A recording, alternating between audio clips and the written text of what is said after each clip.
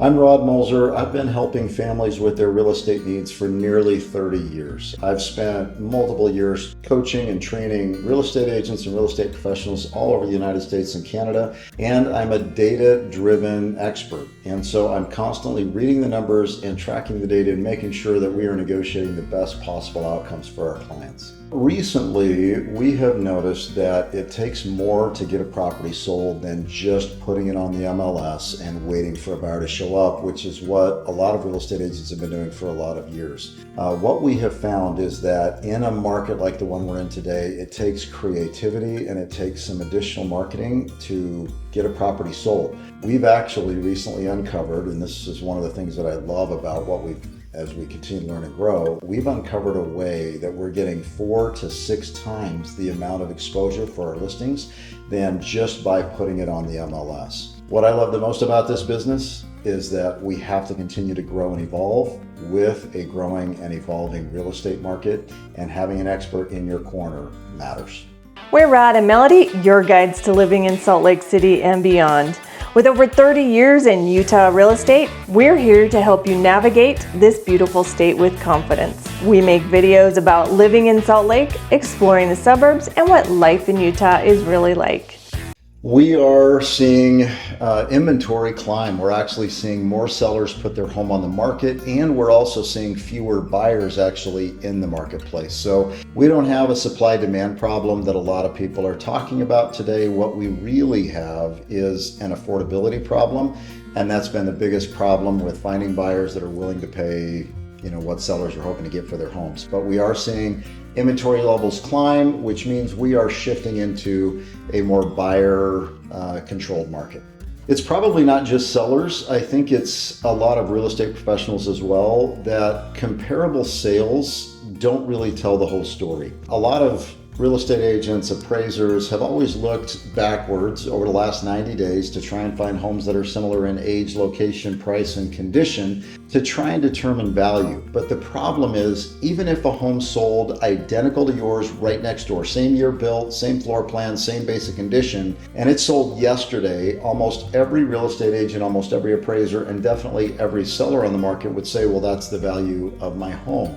And the reason that sometimes they're off is because that home went under contract 30 to 45 days typically before it closed. So the value the day of closing actually represents the market 30 to 45 days ago. So having a real estate agent who understands market trends and reading the data can actually make sure that you price your home accurately for the market today and not price it for a market that's already come and gone. I think one of the most important things that's often overlooked is how many buyers are there in this price range and in this location on average every month, because without that understanding, you're really negotiating in the dark. If you know how many buyers there are in the price range and in the location that are looking for homes every month and purchasing homes every month, you can now look at all of your competition that's currently on the market and be a lot more accurate, and sometimes a little more heavy-handed, sometimes a little more light-handed, depending on what the competition actually looks like. So having an understanding of how many buyers there are is absolutely critical to make sure you succeed in the negotiation process. Yeah, so actually a couple of different examples about this. Number one, we had a situation where there were a lot of buyers on the market.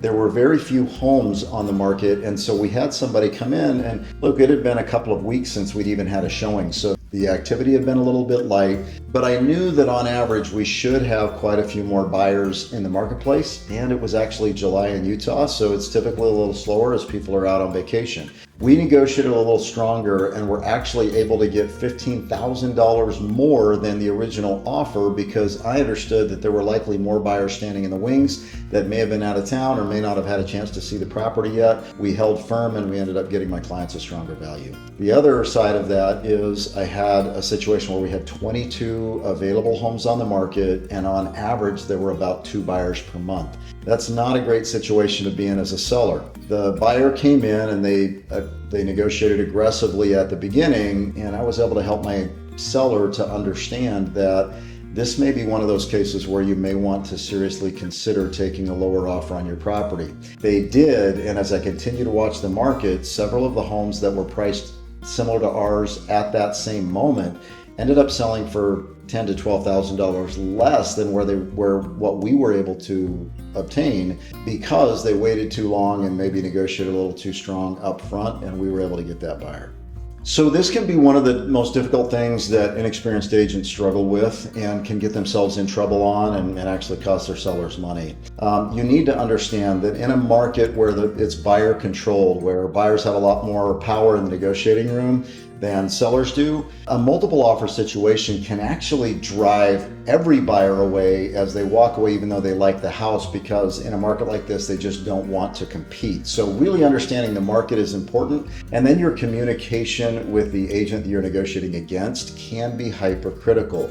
You're building relationships, you're making sure that everybody understands we're working towards a win for every party. We're not looking to take advantage of a buyer. We're not looking to take advantage of a seller. We've got to figure out where that middle ground is. I love Stephen Covey's approach to this, which is there's your way, there's my way, and there's always a better third option that we just need to seek.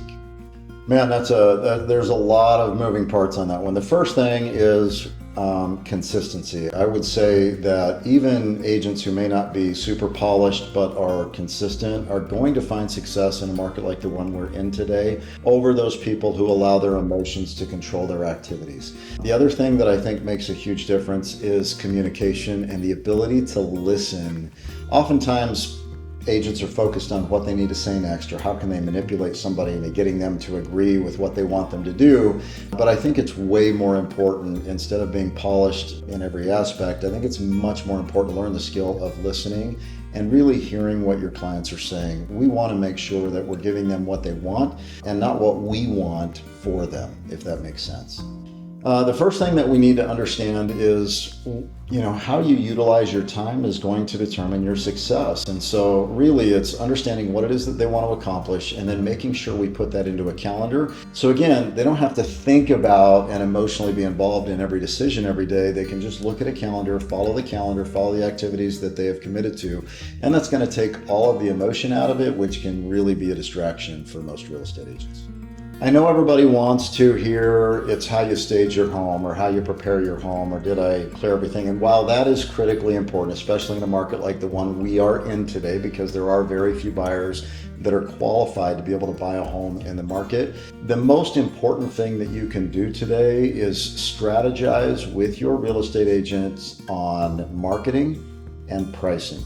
Those are the two biggest factors in the market today. A good real estate agent will be able to look at the condition of your home and be able to help you price it accordingly, as opposed to overpricing it and comparing it with maybe a brand new property that's in perfect condition.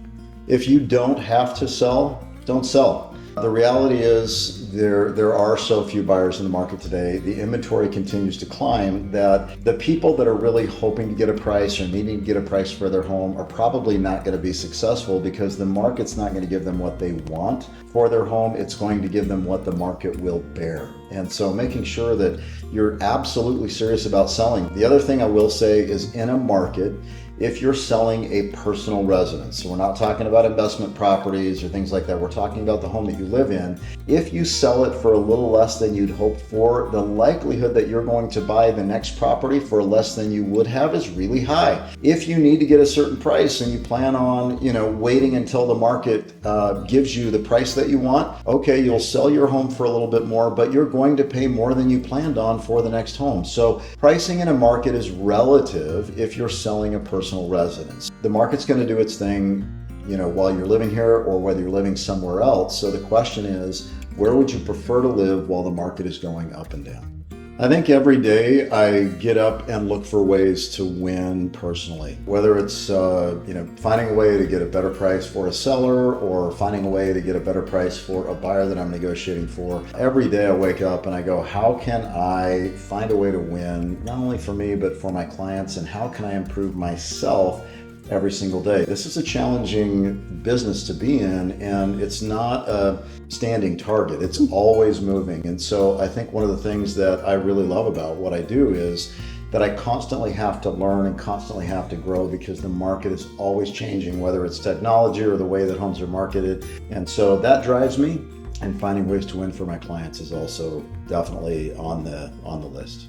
There are, as far as I can tell, there's over 30,000 actively licensed real estate agents in the state of Utah. I don't know them all, obviously, but the people that I do know, they're good people. They mean well. They want to do a good job for their clients. Unfortunately, a lot of them don't know how. They just haven't got the experience, or they haven't been willing to learn and grow in the business as the business continues to shift and evolve. And so what fires me up, it's the fact that I really do believe that people need my help, that they're out there looking for a great real estate agent who's going to do the best possible job that the industry can provide. And I think that getting up every day and doing that for people is the right thing to do. We've helped over 1,400 families move in, out, and around the state of Utah. So whether you're looking to move to St. George, South Jordan, or Smithfield, we've got you covered.